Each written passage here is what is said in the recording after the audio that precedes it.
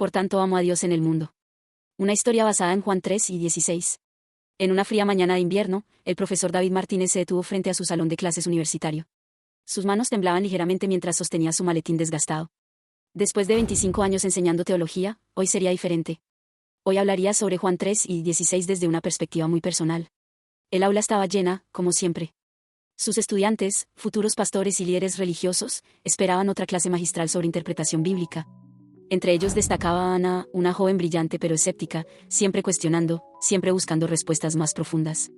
Porque de tal manera amó Dios al mundo, dijo David, su voz resonando en el silencio del aula, que dio a su hijo unigénito. Se detuvo, respiró profundo. Hoy no hablaremos de este versículo desde la teoría. Hoy les contaré una historia.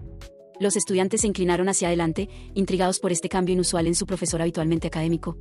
Hace exactamente un año, continuó David, mi hijo Miguel estaba muriendo en el hospital. Leucemia terminal. Tenía solo 19 años. Un silencio sepulcral invadió el aula. Ana dejó de tomar notas, sus ojos fijos en el profesor. Miguel necesitaba un trasplante de médula ósea. Yo no era compatible. Su madre, mi esposa Clara, tampoco. Después de meses de búsqueda, encontramos un donante perfecto, su hermano menor, Lucas, de 16 años. David caminó hacia la ventana, su mirada perdida en el horizonte nevado. Lucas no dudó ni un momento. Por supuesto que donaré, dijo. Pero había un problema. Lucas había nacido con una condición cardíaca rara. Los médicos nos advirtieron que el procedimiento de donación podría ser fatal para él. Ana levantó la mano tímidamente. Profesor, ¿qué hicieron? Como padres, nos enfrentamos al dilema más difícil de nuestras vidas. Un hijo podría morir para salvar al otro. ¿Cómo tomas una decisión así? David se volvió hacia la clase, sus ojos brillantes por las lágrimas contenidas. Lucas tomó la decisión por nosotros. Una noche, lo encontré leyendo Juan 3 y 16. Me miró y dijo, papá, ahora entiendo mejor este versículo. Dios dio a su único hijo por todos nosotros. ¿Cómo podría yo no dar mi vida por mi hermano? El profesor sacó una fotografía de su maletín y la mostró a la clase. En ella, dos jóvenes sonreían a la cámara desde una cama de hospital. Lucas sobrevivió a la donación, aunque estuvo cerca de no lograrlo. Miguel está ahora en remisión. Pero ese no es el punto de mi historia. Se acercó a la pizarra y escribió lentamente, porque de tal manera amó Dios al mundo, que ha dado a su Hijo unigénito, para que todo aquel que en él cree, no se pierda, mas tenga vida eterna. Durante años enseñé este versículo desde la teología, la doctrina, la exégesis. Pero fue mi hijo de 16 años quien me enseñó su verdadero significado. El amor de Dios no es un concepto teológico.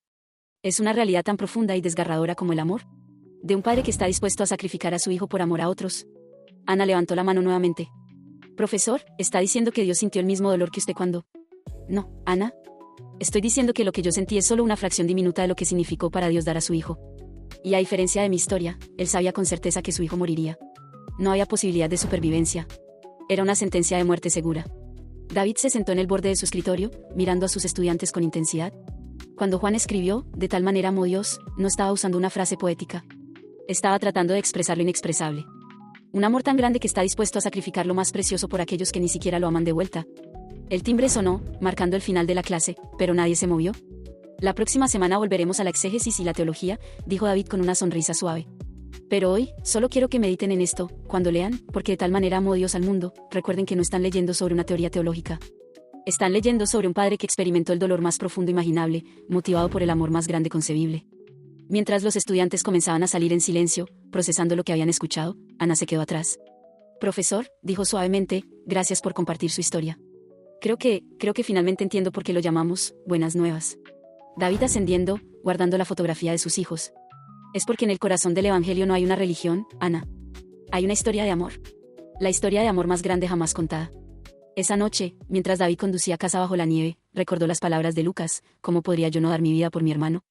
Y por primera vez en sus décadas de ministerio, sintió que realmente comprendía la profundidad del amor del Padre Celestial.